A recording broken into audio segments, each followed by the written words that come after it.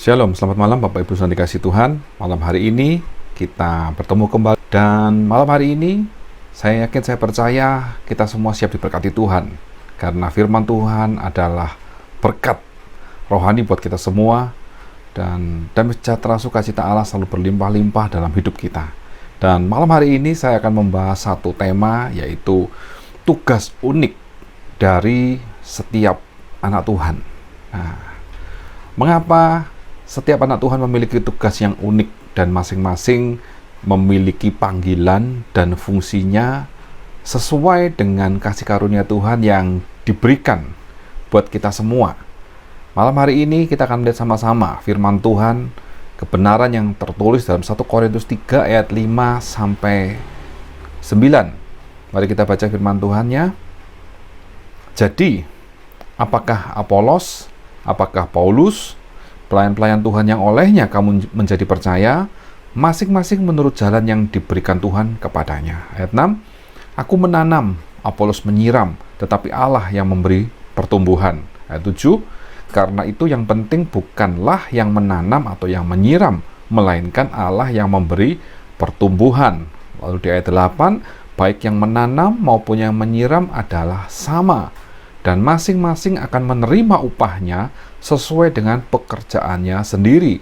Lalu di ayat 9, karena kami adalah kawan sekerja Allah, kamu adalah ladang Allah, bangunan Allah. Jadi di sini kita melihat bahwa Rasul Paulus itu menuliskan satu statement, satu kondisi yang menjadi bagian di dalam kehidupan kita masing-masing. Dan ada beberapa poin penting dalam kehidupan kita yang harus kita sadari. Jika kita baca di dalam ayat 5, firman Tuhan berkata bahwa kita adalah sama-sama pelayan Tuhan. Jadi mari kita menyadari bahwa kita ini adalah pelayan Tuhan. Umat tebusan Allah yang sudah ditebus oleh darah Kristus yang mahal. Kita ini menjadi pelayan-pelayan Tuhan yang memiliki fungsi, memiliki tugas selagi kita hidup dalam dunia, di mana kita harus hidup benar sebagai anak Tuhan dan bisa dipercaya oleh orang yang lain. Lalu di ayat 5 juga, firman Tuhan juga masih berkata bahwa masing-masing itu harus berjalan menurut jalan yang diberikan Tuhan kepadanya. Jadi panggilan Tuhan di dalam kehidupan kita masing-masing ini berbeda. Tiap orang berbeda karunia, bakat, talenta. Jadi kita tidak perlu iri hati dengan orang lain. Kita tidak perlu iri dengan kondisi apapun yang ada pada orang lain. Baik itu keadaan ekonomi, keadaan sosial, baik bakat, talenta, pekerjaan, keluarga, bahkan pelayanan orang lain. Karena Tuhan mengaruniakan hal-hal demikian di dalam kehidupan kita masing-masing berbeda satu dengan yang lainnya. Nah, lalu apa yang menjadi bagian yang paling penting? Bagian paling penting adalah di ayat 6. Kita melihat bahwa Paulus menuliskan bahwa Paulus menanam, Apolos menyiram, Tuhan yang memberi pertumbuhan. Jadi masing-masing dari kita itu punya tugas unik, kesempatan yang Allah berikan di dalam kehidupan kita untuk memuliakan namanya itu ditunjang oleh situasi dan kondisi yang unik, di mana kita berbeda satu dengan yang lain. Tentunya situasi kondisi yang kita hadapi juga berbeda satu dengan yang lain. Bahkan kalau mau saya katakan bahwa masalah dalam kehidupan, problem di dalam rumah tangga, dalam ekonomi, dalam segala hal itu berbeda satu dengan yang lain. Tapi di atas semuanya itu, mari kita menyadari bahwa masing-masing memiliki tugas yang unik. Jadi artinya, tugas yang sudah dipercayakan Tuhan kepada kita harus dilakukan dengan penuh tanggung jawab dan dengan penuh kesetiaan. Kita hidup dengan benar, sehingga kita menunaikan tugas pelayanan kita. Dan faktor yang paling penting adalah Tuhan yang memberi pertumbuhan. Jangan lupa itu.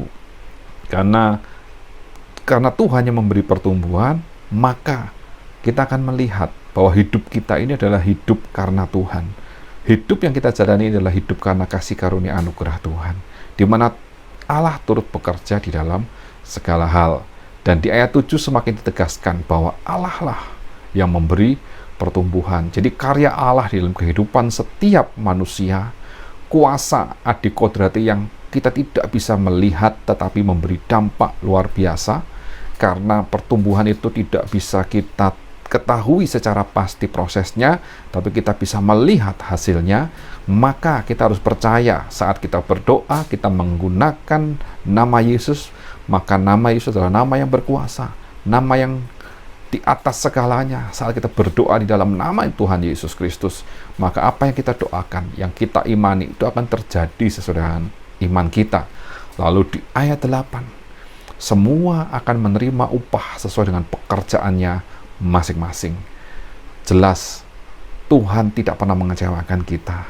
Siapa yang setia sampai akhir, yang melakukan tugas pelayanannya dengan baik, akan menerima upah sesuai dengan apa yang kita kerjakan di bumi ini.